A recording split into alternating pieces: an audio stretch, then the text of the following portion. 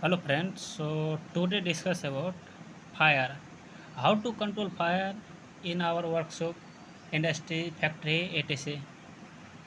आज हम डिस्कस करेंगे फायर के बारे में, आग के बारे में, टाइप्स ऑफ फायर, कितने तरह के फायर होते हैं, आग जो लगते हैं उसे हम कैसे काबू में करें, क्या क्या सावधानी बरतनी पड़ती हैं। तो आज हम इस वीडियो के माध्यम से आग के बारे में अच्छा से हैंड राइटिंग थ्रू पढ़ाएंगे। अच्छा लगे तो चैनल को ज़रूर सब्सक्राइब करना और अपने दोस्तों के साथ भी शेयर करना। ये दिख रहा है सिंबल, ये आग का सिंबल लगा है। आग कैसे लगती है, कुछ तो कारण होगा ना, उसी के बारे में हम अच्छा से स्टडी करेंगे। जैसे fire, there are 4 types of fire, class A B C D, इस तरह से होता है। तो क्लास ए में कौन से आग के टाइप आएंगे, बी में कौन से, सी में कौन से, डी में कौन से, उसे फिर बुझाने के लिए क्या क्रिया अपनानी चाहिए, कौन से फायर एक्सटिंग्विशर का यूज करना चाहिए, इसके बारे में हम स्टडी करेंगे। जैसे यहाँ देखते होंगे ये फायर है, ए में क्या क्या रखा गया, जैसे वुड, पेपर, क्लॉथ्स। बी में ग्रीस, ऑयल, पेंट, सॉल्ट, ये सब। सी में इलेक्ट्रिक मोटर यानी कि गैस वूस होता है, electric panel, motor wiring. D में मेटल टाइप का जो भी आग लगता है, जिस तरह से आपको सोडियम में लगा देता है, मैग्नीशियम में लगा देता है, इस तरह से। एक नया और भी आग का टाइप है, ये हम बताएंगे नहीं लेकिन इसी में समझा देते हैं। क्लास के का फायर, ये कुकिंग ऑयल, जो खाना बनाते हैं ना उसमें जो आग आग कर लेता है, एनिमल फैट्स, वेजिटेबल, etc, वो क्लास के अंतर्गत रखा जाता है। तो आज हम स्टडी करेंगे और इसी टाइप का हमें जो उस पर कंट्रोल करने के लिए जो वर्कशॉप होता है या इंडस्ट्री, इस टाइप का दिया रहता है। तो इसका यूज़ करके हम आग पे काबू पा सकते हैं। इस तरह से यह क्या है, कार्बन डाइऑक्साइड, ये भी एक आग को बुझाने के लिए यूज़ करते हैं। Foam type fire extinguisher, powder type का रहता है, वाटर टाइप का रहता है। तो अभी हम देखेंगे इस वीडियो में एक एक क्लियर करके। जिस तरह से यहाँ पाउडर टाइप दिया है, कैसे काबू पाया जाता है, इस तरह से छिड़काव करके आग पर क्या कर सकते हैं, काबू पा सकते हैं। तो आज हम स्टडी करेंगे फायर। सबसे पहले फायर में ये होता है कि आग लगता है, कारण क्या है, रीज़न क्या है। तो कहीं भी जब आग लगता है, फायर होता है, उसमें ये चीज़ ध्यान रखना पड़ता है, एटलीस्ट थ्री चीज़, 3 ठो चीज़ एकदम अनिवार्य होना चाहिए, तब जाके आग लगता है। एक होता है पहला फ्यूल, जिसे हिंदी में ईंधन कहते हैं। एक उष्मा, हिंदी में, इंग्लिश में हीट कहते हैं। एक ऑक्सीजन। जैसे ही तीनों का कनेक्शन होता है तब जाके कहीं भी आग लगता है। तीनों का कनेक्शन नहीं होगा, आग नहीं लगेगा। इसमें एक भी अगर एब्सेंट रहता है, उपस्थित नहीं रहेगा, आग नहीं लग पाएगा। तो तीनों का जैसे ही आग लगता है तो किसी एक को संपर्क हटा सकते हैं। हीट तो होबे करेगा, ऑक्सीजन तो होबे करेगा, फ्यूल तो होबे करेगा।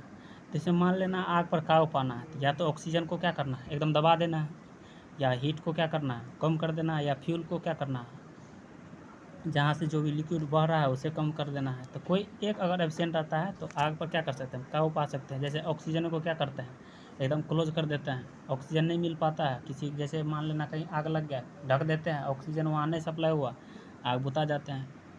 क्लास में कैसे कैसे क्लासीफाई किया है, इसके बारे में देखते हैं।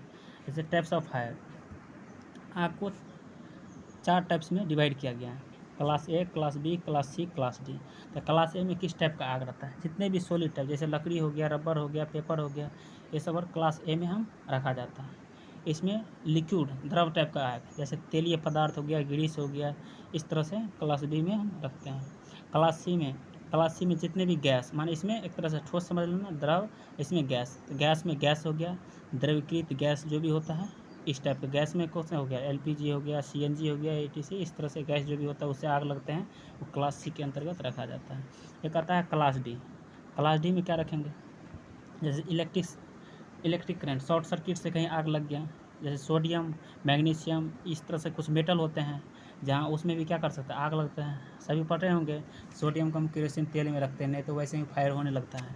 तो ये भी क्या है, मेटल है ना, सोडियम, जिसकी वैलेंस इलेक्ट्रॉन 1 से लेकर 3 तक रहता है, वो मेटल के कैटेगरी में रखते हैं।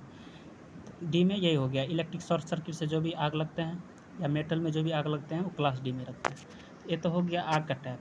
अब आग में इसको क्या करेंगे, बुझाने के लिए भी कोई उपाय होना चाहिए ना। तो इसे 4 कैटेगरी से बांट करके चारों का अलग अलग टाइप में बुझाने का तरीका बनाया गया है। तो क्लास ए में लकड़ी, रबर, पेपर ETC के आग आता है। इसे बुझाने के लिए सोडा एसिड अग्निशामक, क्या बोले हैं, सोडा एसिड अग्निशामक, सोडा एसिड इंग्लिश में बोलेंगे एक्सटिंग्विशर का प्रयोग करते हैं, या पानी अथवा रेत का भी। ये तीनों चीज़ें आग क्लास ए में रख सकते हैं। क्लास ए में क्या क्या आएगा, रबर आएगा, पेपर आएगा, लकड़ी आएगा। तो इस टाइप से आराम से क्या कर सकते हैं, इसका यूज़ करके आग पे काबू पा सकते हैं।